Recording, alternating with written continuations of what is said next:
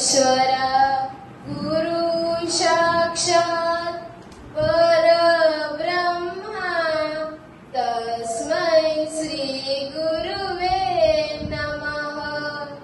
वक्रतुंड महाकाय सूर्यकोटि समप्रभ निर्विघ्नं कुरु मे देव सर्वकार्येषु सर्वदा।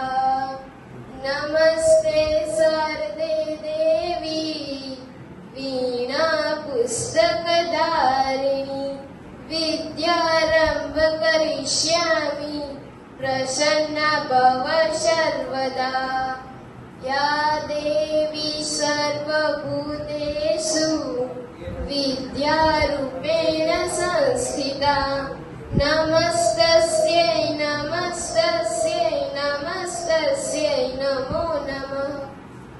पठामि संस्कृतं नित्यं वदामि संस्कृतं सदा ध्यायामि संस्कृतं सम्यक् वन्दे संस्कृतमातरम्।